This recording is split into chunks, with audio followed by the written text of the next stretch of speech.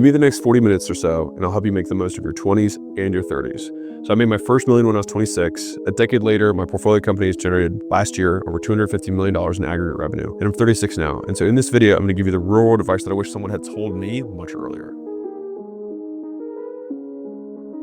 So number one is you wanna take asymmetric bets. If you're under 30, you have no reason not to go 100% all in on your goals. The downside is nothing and the upside is everything. So if you think about life as giving you kind of lottery tickets, right? You can scratch off a ticket, and if you don't win, then what did you lose? The scratch off ticket. But the thing is that when you have nothing to lose, you have nothing to lose and you only have things to gain.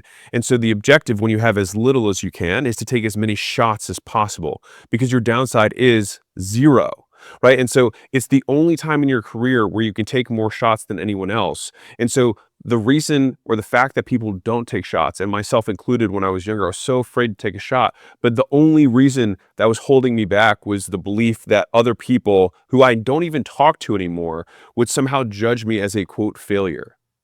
And so the thing is you're never going to have less responsibilities than you have today. But the thing is that you never actually start from scratch ever again. Because every time after the first time you start from scratch, you start with an experience. So you still always net a positive. And so that's the beautiful thing about taking shots, is that you either get the big win, or more likely you learn something, and then that learning compounds.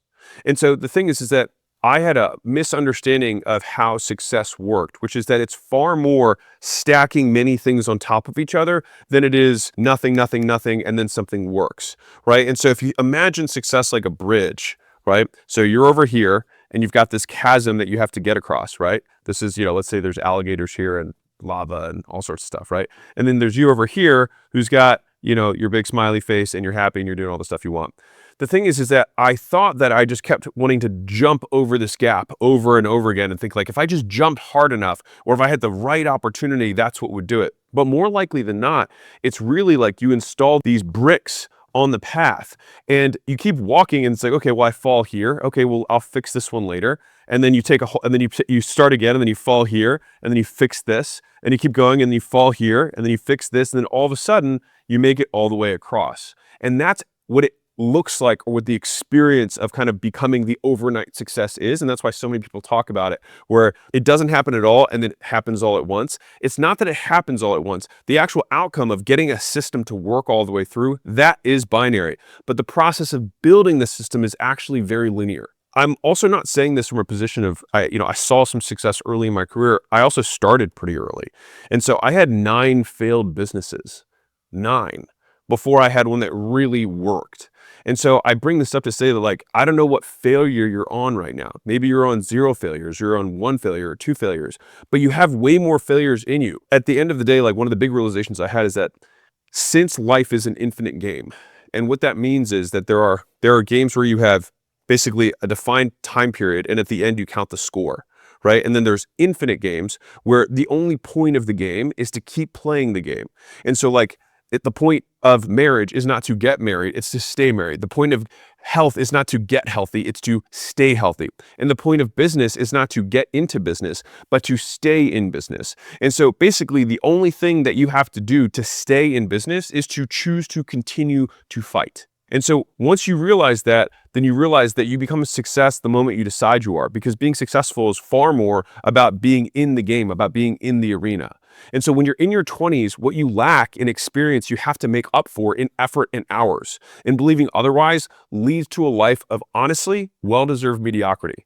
So if you're hearing this, you're like, okay, I got it. I need to take more bets, and I need to take maybe riskier bets because my downside is nothing. All right, well, which bets do I take? So number 2, don't follow your passion. So I feel very confident about this statement, and I know that this is going to, shock some people or, rub some people the wrong way. And I really think I'm right. And this is not because I want to be right. I want to help, because this is something that I fell for a long time. And it kept me very stuck because I kept thinking, like, I'm not passionate about this. I'm not passionate about this. I'm not passionate about this. When the reality is that when you start, your passion is very vague.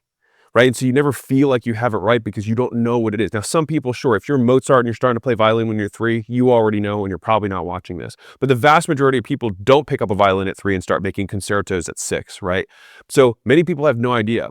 And so it's hard to say whether you like, A more than B, right? You might like both, and maybe you kind of like them both mid, right? And so it's hard to quantify, which makes it hard to decide. And that's the key point, is that if you don't know what a decision is, decide, the word itself actually comes from Latin, which is decadere, which means to cut off. And so it makes it very difficult for you to cut off something when you're like kind of lukewarm on each, right? Now, if I use a different frame of rather than which one do I like more, if we said which one am I better at, that tends to be a little bit easier of a frame to make a decision of like, okay, well, I like both these things, but I'm definitely better at math than I am at music, right? Cool. Well, then that becomes frame 1 of why you don't follow your passion. So the next reason that you don't follow your passion is that it gets the cause and effect backwards, right? And so often we become passionate about things after we get good at them, not before.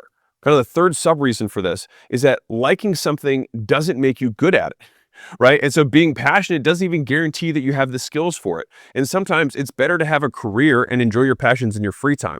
Like my dad used to tell me this, and honestly, my godfather did too. So like probably the 2 biggest male figures in my life growing up. My dad used to say, if I followed my passion, I'd be a bartender at a ski slope, right? He's like, no, of course not. That's not what I'm going to do it.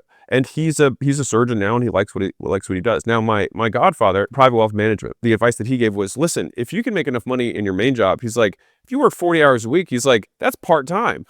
He's like, what are you going to do with the other 128 hours a week? He's like, you can do whatever you want. And so I had these mentors early on for me, and it was actually very helpful. Now, some people would be like, well, that's terrible advice. Fine. If your advice is working for you, keep following it. But if it's not, maybe consider this. All right. And so the whole idea of following your passion skips the hard work part, right? And so getting good at something means practicing the boring and the hard parts. So like, I remember I like playing ping pong. You could say that I'm passionate about playing ping pong, but once I realized what it would take to become really, really good at ping pong, like win tournaments, it was like, okay, so I have to hit 500 forehands and 500 backhands. And I was like, oh no, I don't want to do this. Right. And so the thing is that you have to embrace the fact that whatever you're going to dedicate to your career is going to have these long, boring stretches, right? It's the mundane middle that you have to master. And so this passion idea sets false expectations. It makes you feel like that work should always feel fun and exciting, and it just isn't. And one of my first mentors, different mentor, told me never try to make money out of something you love because it'll just turn into work. And I always remember that because he's like, don't ruin something good. I actually think it was very practical advice for me. I'm very grateful that I got that. But the thing is that getting good at anything, you have to slog through this period where you're probably not going to be passionate about it because it's very boring, it's very monotonous, it's very repetitive, right? It's one thing to say, oh, I like ping pong. It's another thing to say, like, I hit 500 forehands and 500 backhands every morning and every night, right? It's a different level of dedication that you have to it. And that isn't going to be something you're passionate about. You might like playing the game, but getting good at the game are 2 very different things, right? And so it sets this false expectation that I think ultimately harms more people. And I think one of the biggest reasons of not following your passion is that your passions will change as you age. I promise you, the things that I was passionate about when I was 20 is not things I'm passionate about now. And I'm sure that things I'm passionate about when I'm in my mid and late 40s are going to be different than things I am now. Same as 50s and 60s. And so this idea that like I have to find this one thing, it puts a ton of pressure on that thing that it has to be perfect forever. And if it's not going to be perfect forever, then why don't we be practical now so that we can give ourselves options later? So fundamentally, all we're going to look for are things that you're good at that people already spend money on, because that creates a very high likelihood outcome of you creating something that you can exchange in the marketplace. Once you've decided on something that you want to get better at, you're already good at it, you want to get better at it, which is hopefully, maybe it is your passion, which would be amazing, but a lot of times it's not. The next thing is you have to get good at one thing. So think about the equal opposite of this. How would I get someone to be poor? I would get them to keep starting new things rather than getting good at one thing. And so do you remember that guy who got rich, drop shipping, day trading, buying crypto, and wholesaling all at the same time? Yeah, me neither. You have to focus. And it's arrogant to think that you can do multiple things at once and beat someone who does one thing with all their effort. You have to pick one thing and go all in, and then you become the one who's hard to beat. So I told you earlier that I had 9 failed businesses. Now, here's the part that a lot of people don't know. 6 of those I had at the same time. And so I like to tell people, oh yeah, I'm a CEO, I've got multiple companies, right? Like kind of the way I do now, but it's very different now because the thing is that I actually have CEOs who run those businesses, right? Not me, because you can only be CEO of one thing. You can only drive one thing. Now I drive acquisition.com, right? But CEOs of each of the divisions of each of the portfolio companies, like those are people who run their own profit and loss statements. And I didn't understand that. And so I had a chiropractor agency, a dental agency, a gym launch business where we did turnarounds. And then I also had 5 gyms of my own at the time. Depending on how you want to describe it, I had 5 locations plus the 3, so I had 8. It's a lot, all right? It was too much. And because of that, I was stressed out of my mind. I was so spread thin. And basically, I had lots of things that generated revenue, and I didn't make any money. The only thing that it fed was my ego, not my bank account. And so when did this big turnaround happen for me? Layla came into my life, and she was like, hey, you're clearly really good at this one thing. Why don't we just cut everything else? And that's exactly what I did. It was the hardest period of my life because I had to shut down all the other businesses but one, which also meant that I had to end partnerships with all these different other people that were relying on me. And that was hard. I'm not gonna lie, like it was not fun. Like these are people that I liked, but I had to make this decision. I had to cut off the life that I didn't want to have the life I wanted. If you want to impress people who are poor, talk about how many things you do. If you want to impress people who are rich, talk about how good you are at one thing. Like at the end of the day, your ability to demonstrate excellence is going to be the only thing that someone who is ahead of you will look at. And so you only fool the people who have no idea. And I'll be real, there's a lot of people who have no idea. So the thing is that this is where the whole imposter syndrome will start creeping up on you because you're like, man, I kind of feel like a little bit of imposter because you are. You're misrepresenting yourself. You know you're not as successful as you pretend to be. And so if you want to eliminate imposter syndrome, just stop lying. When I say lying, people are like, I don't lie. If you present something in a way that you know is going to be perceived differently than what reality is, posturing, in my opinion, lying. You're misrepresenting. What you want to be able to do is state the facts and tell the truth, period. And then if those facts and truth are not compelling and do not get you status, then change the facts and change the truth, meaning not that you lie about them, but you work so hard that the truth is compelling. And sometimes that takes time. But I promise you, the people who are all in on the imposter stuff, the guys that I knew that were, when I was in my 20s who were kind of like hustle bros, whatever, a lot of those guys faded. Or they're still like jumping from thing to thing to thing, kind of like pretending to be successful. But like, I know that they're barely able to afford their house. And at the end of the day, it's a choice that you have to make. Do I want to pretend to be rich? Do I want to pretend to be successful? Do I want to look like I'm successful? Or do I want to be successful? Which more likely is do the things that success requires, which today do not look like success. It looks like a very long string of failures because you will be rewarded far more in life for your determination than your intelligence. But the problem with determination is that in the short term, it looks like a long string of failures until it works. Real quick, guys, I have a special gift for you for being loyal listeners of the podcast. Layla and I spent probably an entire quarter putting together our scaling roadmap. It's breaking scaling into 10 stages and across all 8 functions of the business. So you've got marketing, you've got sales, you've got product, you've got customer success, you've got IT, you've got recruiting, you've got HR, you've got finance. And we show the problems that emerge at every level of scale and how to graduate to the next level. It's all free and you can get it personalized to you. So it's about 30-ish pages for each of the stages. Once you answer the questions, it will tell you exactly where you're at and what you need to do to grow. It's about 14 hours of stuff, but it's narrowed down so that you only have to watch the part that's relevant to you, which will probably be about 90 minutes. And so if that's at all interesting, you can go to acquisition.com/roadmap, ROAD map, roadmap. Okay, so you're like, got it, I'm gonna focus. Now let me give you something that's gonna help you stay focused. Number 4, stop networking. All right, now this is a really, really important point. Now, it's not that I even have some big problem with networking overall. That's actually not my point. It's more that there are seasons of life, right? In the beginning, you're in exploration. I grabbed this from Naval and I really love it. Later on, you get into exploitation, which is where you go all in, right? And so the thing is that in the beginning, you're tasting lots of stuff. But the idea here is that you're trying to figure out what you are good at or have some proclivity towards. When you have that proclivity, then it becomes very clear, now is the time to cut everything else so that we can focus and go deep, right? So you go broad in the beginning so that you can figure out what you to go deep on. The broad period that you're in is never the period where you're going to make money. Like, this is the part you have to get. And I say this with such passion behind it because this was a season that took me, I feel like, too long to graduate from. I'd say from the beginning of when I started until I really graduated from it was about 5 years. And so it's less of a binary, more of a continuum. In the beginning, you taste lots of stuff, and then you just have to, because in the beginning, you have to say yes to things. You have to say yes because you're so scared, you never want to say yes. But you learn to say yes a little bit, and then you say yes more, and then you say yes more, and then very quickly, you learn to say yes and get overwhelmed. And so the only way out of this yes trap is you have to start practicing to say no. And if you're like, wait a second, that means that I have to change what I do. Welcome to entrepreneurship. Like, you have to learn, you have to evolve, you have to grow. So let me give you a very tactical example. So if you're debating between going to a networking event, right? Or like a lunch with some dude who's like, hey, we should collaborate, we should synergize, we should maybe trade ideas, let me pick your brain, whatever, right? And if you're picking between any of those things and working, choose the work. Because when the work works out, the people will still be there to take your call. But if you never do the work, no amount of networking will get the work done for you.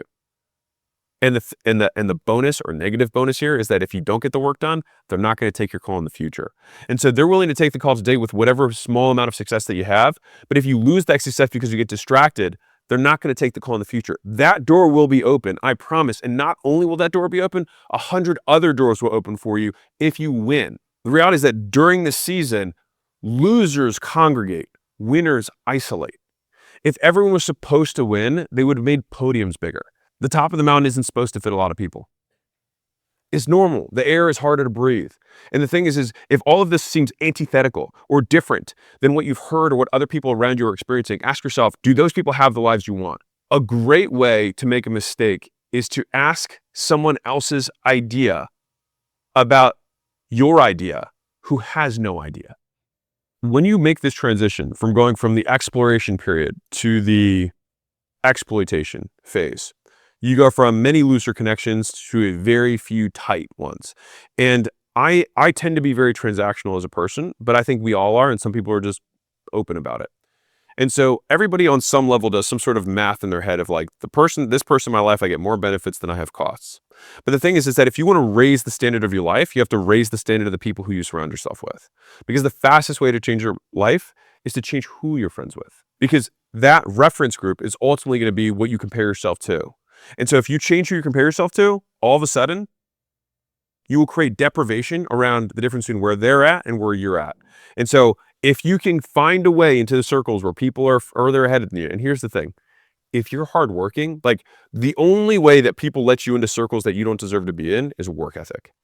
There is no other way. It is the universal currency of respect across cultures, across time periods, across cohorts, across generations. An old man will respect a young man who hustles. And they will always be willing to give time to somebody who they think will execute. Like, that was my secret. And it still is my secret. Like, I network with people who I punch above my weight class in terms of the people that I'm connected with because they know that I'll do the work. And so they don't feel like they're wasting their time by helping. Because the thing is a lot of people are actually very happy to help you. What they aren't happy to do is waste their time helping you when you actually don't help yourself. And so I've shed friends at every season of my life, and my close circle has always been very small, like very small, like very, very, very small. But the thing is that I think of my life in kind of seasons, right? And so you're going to have friends for this season, and maybe you keep them for life, but maybe you don't. And I think giving yourself permission to say, like, that was that season, and they were amazing friends for the objectives that I had then, and then my objectives change. And it's not really fair to them to say, hey, I'm completely changing all the things that I'm doing. You have to still be friends with me. It might not make sense for them. And so not keeping this expectation over them has helped me kind of like free myself of that so that I can reinvest the time that I have in friends that I think will help me get to where I'm trying to go next. Okay, so if we're taking these big bets and we're following something that we're good at rather than that we're passionate about, and we're not going to get distracted, we're doubling down on one thing, and we're turning off these other things that in the beginning we were exploring, the little lunches, the little networking, because we know that if we just succeed at this one thing, all of those doors will be open. What do we do to make money? So let me give you a money rule. Money loves speed. And this will relate back to the asymmetric bets. By the time you have all the information, the opportunity is gone. Sometimes you just have to make your bet. And it's almost always faster to make a decision then make a mistake, and then correct that mistake than it is to painstakingly deliberate on the decision. And so if you know how long it would take you to fix something if you're wrong, then just make your best bet because you can always fix it later. And so said differently, if it takes you 5 minutes to decide and then, 10 minutes to fix something, don't take 2 hours to decide because you could just do it. And if you're right, you immediately are moving forward 5 minutes later. And if you're wrong, you're moving forward 15 minutes later. But either way, it's going to take you less time than trying to assume that you're going to know everything because you're just not. You have to get a grip with uncertainty. Like uncertainty is the job. Like if you want certainty, don't try and go after your dreams because the thing is that the only way to go after a certain dream is to go after an old dream. And if you go after an old dream that's already happened, you're trying to fulfill something that will not happen again. And so you're either going to do the work or you're going to sit around wishing you've done the work. And one of the things that took me a very long time to understand was that the things that dragged me down were not the things that I thought they were. Because the heaviest things in life aren't iron or gold, but they're unmade decisions. They're the things that weigh us down. They take up all of our attention, all of our brain power. And so right now, there's probably a handful of decisions that you know you need to make that you're just not. If you want to feel yourself go so much faster than you ever have, just decide. Because almost so few decisions in life actually are irreversible. Even the ones that people pretend are irreversible. Should I buy this car? Should I buy this car? You could buy it and then flip it. It's not like you can't sell it again, right? And so the real cost of the decision is the delta between what I could buy for and what I could sell for. Okay, well, how much does it cost me waiting 6 months to do this? Probably a lot. And if I need that car to or a truck so that I can go to job sites or pick up clients or whatever it is, then I am losing all of the time that I'm waiting to decide. And I'm telling you, where people slow down is at the decision process more than at the doing process. Doing usually takes very little time. It's the deciding that bogs people down in quagmire, right? They just get stuck. They feel like they're trudging through mud because they just hit these walls and all of a sudden there's no action because they're just thinking, they're planning. And I think I had to get comfortable with the idea that there are so many variables that I do not know that I just have to get comfortable with the idea that I just should test and learn, and I'll learn way faster than if I try and deliberate. And that has happened more times in my life than not. And I would say that approach has served me with bigger and bigger decisions in life. Like I've made monster mistakes, but the bigger mistake that I would have made is just not being able to make decisions to begin with. And so you can move through life at 7 times the rate of other people by simply changing when you say you're going to make a decision from the end of the week to the end of the day. And if you want to move even faster than that, you can decide at the end of the hour. And if you want to move any faster than that, guess what you could do? Decide now. And so sometimes my team has seen me do this. Well, we're like, okay, so we've got to make this decision, and people are always like, yeah, let's kick that to next meeting, or let's circle back, let's go offline for that. It's like, no, let's confront. Let's just choose. Let's pick. Which vendor are we going with? Which website design do we like? Like what headline are we going to use? What's the ad hook that we're going to go with? Just pick. And that's why all of this stuff comes down to bets. If you want to have a future that you want, you have to get comfortable with risk. So if money loves speed, where are some of the money potholes? So number 6, pay off your debt. Now I'm going to hit you with something you probably haven't thought of before, which is there are many kinds of debt. There's obviously financial debt, but the biggest and most expensive debt is ignorance debt. It's the cost of what you do not know, but should. And to be clear, I still pay off ignorance debt every day. It's the debt in skills and knowledge that I should know to get faster and further to where I'm trying to go, but I don't. And so I have to just fail until I get this knowledge. But the thing is that if I don't fail, I will never get it. And so I am willing to pay in looking bad, in money lost, in time lost, in people judging me, to make bets. I like this definition, which I think I heard this from Naval, was an expert is just somebody who's made all the mistakes you can make in a very narrow field. And so you have to learn how to lose before you can learn how to win. And the first rule of losing is that you didn't lose, you just learned. You paid down the most expensive debt. So then the question is, if you know that you have to pay this debt off, why aren't you? And I think it's because you don't realize how expensive not paying it off really is. Know the price of inaction. So let me ask you a question. Do you think that the reason that you're in the situation you're in right now is because you struggled to decide in the past? That you've gotten all the way up to the edge, you've gotten all the way up to the precipice, all the way to the front of the line, and then you choose not to. And so the question is, how many times have you run that cycle? How many times have you thought through this decision and then not done something about it? And is the life you have you want as a result of those actions? Because maybe the best thing you can possibly do is maybe see this and then just choose to make that call, because not making that call has gotten you where you're at. If you genuinely believe that you're going to do this sooner or later, right? Make this bet, make this call, whatever, sooner or later, then you might as well do it sooner so you can start enjoying the benefits now. Because you're going to enjoy the benefits either way. But why would you want to delay the benefits of taking action? The real is because you want to delay the costs of potential failure. I want to hypothesize something with you. Let's say you have a reason, right? You have a reason why you haven't taken action, whatever that is, right? Just imagine in your mind like it's a visual thing. Realistically, it's probably one or two voices in your head. And you can probably think about whose voice that is. And it might not be yours. And so who is the person that you're choosing to not live your entire life for? Whose judgment do you care that much about? And so I will tell you the story. I almost didn't sell Gym Launch because I thought that $46 million was not enough to impress a specific colleague of mine. Real talk. I was very, very hesitant to sell the company. And the main reason is because I thought that they would think that that wasn't that impressive. And when I thought about that, I was like, wow. I was like, and this wasn't family. This wasn't friends. This was just kind of a colleague that I respected. And when I was able to really listen to the voice, whose voice does this belong to? And what are they saying? And most importantly, is that the person who I want to give control over my entire life? And once I saw that, I was like, well, that's ridiculous. I don't care about this. But the thing is that they're usually subconscious. Like, you don't notice them unless you listen for the voice, unless you name the voice. Am I really going to let John be the reason that I don't get married to this girl? Is Joe really going to be the reason that I don't raise my prices? Is Sarah really the reason why I'm not going to sell this thing? Ridiculous. But people do it, myself included, every day. And look, this isn't going to be easy, right? Building these skills, losing friends, taking bets, taking losses, you might find yourself stuck and then blaming your previous experiences, which is why, number 8, get over yourself. Everyone's childhood was difficult. Get over it. And if you want to win the award for hardest childhood, congratulations. I'll give it to you. You have the hardest childhood. You win. Feel better? Right. No one cares about what happened to you then. Only what you can make happen now.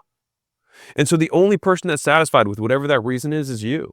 Everyone else calls that reason an excuse. And at the end of the day, do you want to get to your life and have everyone be like, you know what? He wasn't successful, but he had a lot of really good reasons. Wouldn't it be so much more powerful to say he had all these reasons he shouldn't have been successful, but was anyways? Like, those reasons actually give you even more fuel because you become a stronger story to everyone else. Like, no one cares when the silver spoon kid succeeds. And so all of the reasons that you can normally tell yourself of why you shouldn't do it are sometimes the best reasons of why you should. If you had disadvantages, I agree with you. Like, you're right. It's hard to be successful if this thing happened to you, or if you're born with X, or you're in this gender, or this race, or you have this birth deformity, or you speak a different language, or you're born in a different country, or you had abuse, whatever. The main point is that the longer the conversation is, so the main point is, despite the disadvantage, you only have one choice. What are you going to do? You can take action anyway and become proof to other people like you, your people, who are also born into your situation, whether it was abuse, whether it was your gender, whether it was your race, whatever, your country.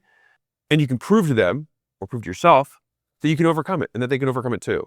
Or you can do what the vast majority of people do, is that they protect their ego and blame and complain. And to be clear, this is not a pulpit. You can do whatever you want. I support your choice. Go you. But only one of those decisions is going to make you better. And likely only one of those decisions is going to get you closer to where you want to go.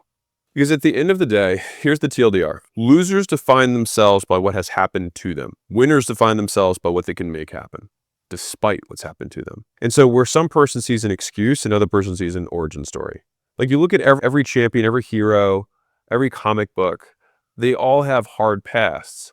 And so you having a hard past, whatever that is for you, or some disadvantage, just makes you like every other superhero who ends up, changing their lives. What's really crazy is that every single one of us can today wake up like it's the first day of a video game. Like, you just got transported into this body and you're like, okay, look around. I have a wife, I have some kids, I have a job I hate, or I have a business I don't like, or I have some bet that I have this thing inside of me that I know I can do more, but I'm not.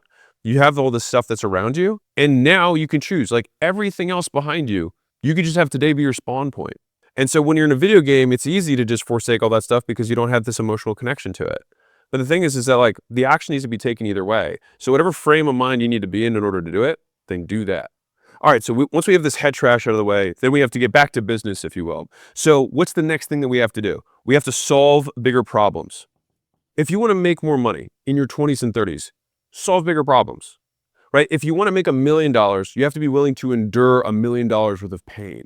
If you want to make $10 million, you have to endure $10 million worth of pain. And here's the thing, is that most people have never endured that. And so when they start getting into it, the thing is the nature of the pain changes. And so in the beginning, the pain is, I don't know what I'm doing. Later, the pain is people judging me. And later, the pain is lawsuits. And a lot of the pain is just not knowing what the hell you're doing at whatever stage of business you're at, because that never goes away. And so not knowing is a constant. So trying to solve for not knowing is silly, because it's never going to happen. And so this is why you have to get comfortable with uncertainty. You have to make uncertainty your friend. If we're going to solve problems, right, we might as well pick big ones. And I'll give you a great analogy that I got from Stephen Schwartzman, who's the founder of Blackstone. He said, big goals and small goals are usually just about as hard. And so a common VC saying is that having a really successful restaurant, you might have to work 80 hours a week and manage all these different people to have a really successful local restaurant. And you might also have to manage all these people and do all this other stuff if you want to build a $1 billion unicorn. Both those things are hard. And so if it's going to be hard regardless, you might as well go big. And actually, it's been that is a very helpful frame for me, because one of the beliefs that I have about business and life is that suffering is a constant, right? Like, I have to remind myself this on a regular basis, which is that if we are growing, I am in pain. If we're plateaued, I am in pain. And if we're declining, I'm in pain, which means that I am pretty much always in pain. And so to think that there's something wrong with pain misses the point of how this works. It is a constant. And if it's a constant, we don't even need to think about it. It shouldn't be a reason to do something or not do something, because it's just always there. And so what's interesting is that competition for big goals, believe it or not, is actually much rarer. It's thinner air. People believe that it's so unrealistic that they don't shoot for it, which actually makes fewer people there to compete against. And so it is probably harder in some ways to have a local restaurant that is really successful than it is to have a big business. And what I found is that most problems are solvable, which means that most things are knowable. And the reason that you probably haven't gotten to where you want to go is because you haven't actually started trying it. And so you're going to have to be obsessive about it. And I think one of the big things that I didn't understand was just how obsessive I was going to have to be.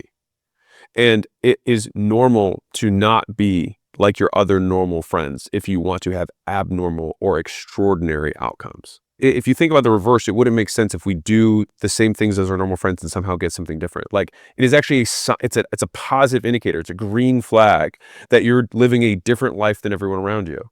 Like, I had a conversation with my EAs this morning. They were like, man, I feel like if you were a normal person, that's what they said to me. They're like, I feel like if you were a normal person, you would drive this kind of car. And I looked at them and I was like, so basically, if I were not me, I would do things that not me would do.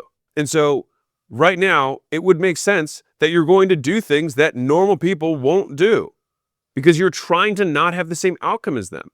10, obsession is the ticket of entry. It's the price of entry. And the thing is that obsession isn't really obsession. It's actually just trying, and no one else tries.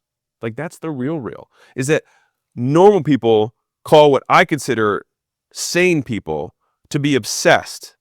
But sane people, which is what I consider myself, consider everyone else insane because they do nothing and waste their lives.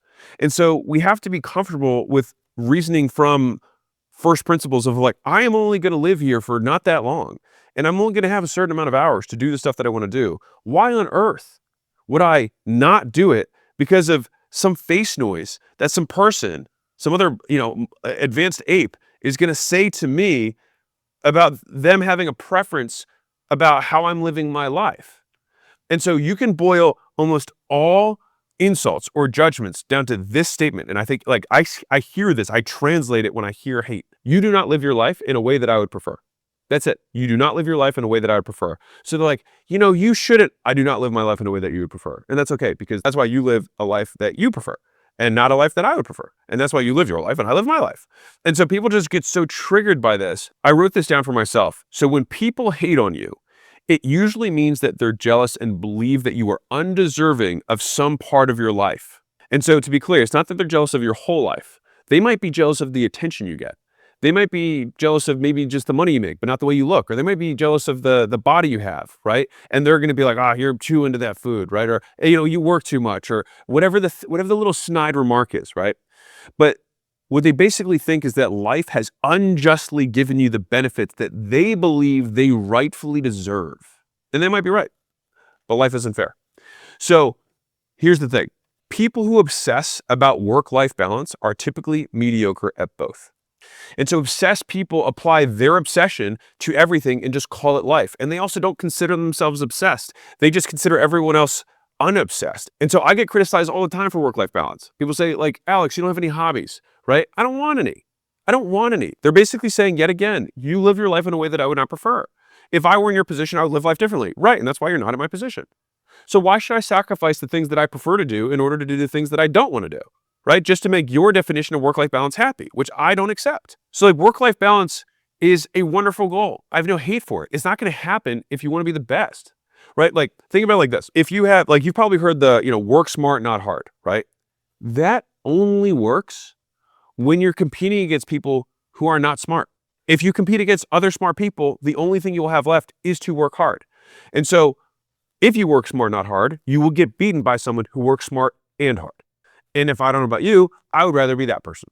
Because at the end of the day, I would like to just win.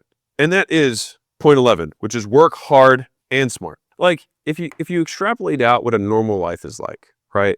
Maybe someone makes, $1 million or $2 million over the span of their entire career, right? 40 years plus. I think there's just a certain amount of work that must be done to generate income, right? And so what I would rather do is just take that 40 years and just cram it into 4, and then have the other 36 years of my life to do whatever I want with resources far beyond what I would be able to do there. And so I remember Layla had this very early conversation with me. Actually, I think it was our first date. She's like, I just want to help people, right? There's like, that was her whole thing. And I was like, do you think it'd be possible for you to help people and make money? And she was like, well, yeah. And I was like, okay, do you think you could help more people if you made more money? And she was like, yeah.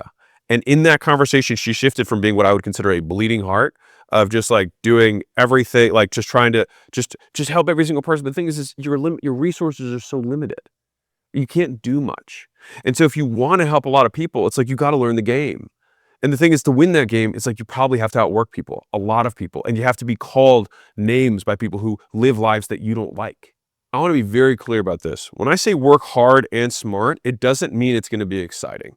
So 12 here is accept boredom. Like if you want to be creative, you must first learn to be bored. If you want to achieve a goal, you'll either have to accept boredom or pain. And the bigger the goal, the more of both you're going to get. I have this great visual in my head about how winning works, right? And so you imagine you have this marathon, right, that you're running. So I'll even draw this out. So you've got the starting line here, right? Start. And then you've got this big race, right? And then you've got a finish line over here. Ta-da, finish. Now, when you've seen a race, where do people gather? They gather here and they gather here. So here's the question. Where does the winning happen on your own?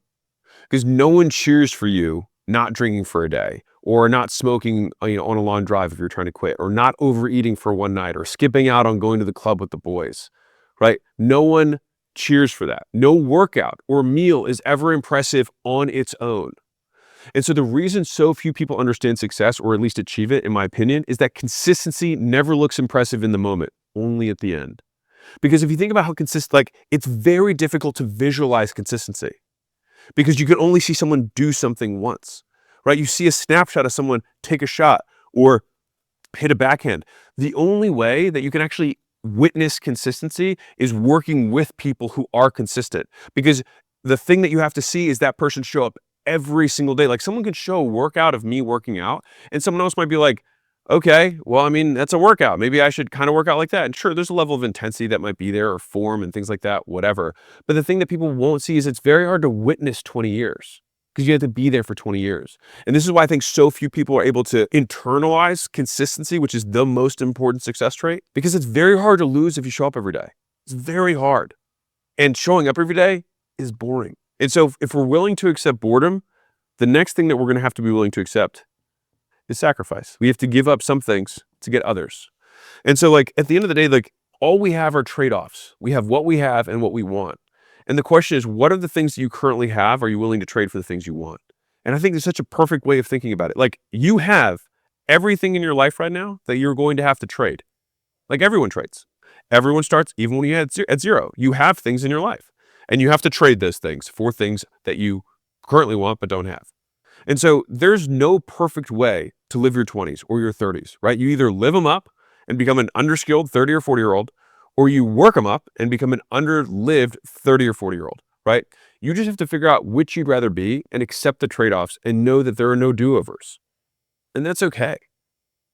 And when we're really thinking about sacrifice, is it actually a sacrifice to trade things that we want less of for things that we want more of? To me, that's a great trade. So it's a question of priorities, not sacrifice. Right now, no human will ever get more than 24 hours per day. We all have that. And so fundamentally, everything that you spend your time on that is not you pursuing your goal, you are determining is more important than your goal. And so if you look at what you did every single one of these hours, and then you actually surface it and say, you know what, watching Netflix, doom scrolling TikTok and Instagram, hanging around, do nothing, surfing the web, or whatever it is that people do these days, that is what's actually more important to you based on your behavior. And so is it really a sacrifice to give that up for what you want? Because the thing is that a year from now, you're not going to look back on today and be like, man, I'm so glad, like, those clips that I watched really changed things for me. You probably won't even remember any of the clips that you saw. They did a great research study on this where they did short form versus long form even, and people remember like 11%, like 24 hours later. It was a tiny percentage. And so we have to accept that the things that we are, quote, spending our time on, most of the time is just wasting our time on. And so I think Seneca said this, it's not that we don't have enough time, it's that we waste the time we have. I come back to this, which is like, is it really a sacrifice? Or are you finally just saying, I believe this is my priority, and therefore all of these things that are not helping me pursue that, I'm now going to trade out for things that will help me get this priority. That's it. And to me, if you like what you're going to get, why would you not make the trade? And so I had this clip that went super viral from a podcast that I did yesterday. And the host asked me if all my books and all my tweets and all my emails and all my YouTube videos were all deleted and I had to compress all of my stuff into 60 seconds, what would I say for somebody who's in their 20s and 30s? Figure out what you want, ignore the opinions of others, and do so much volume that it would be unreasonable to not be successful.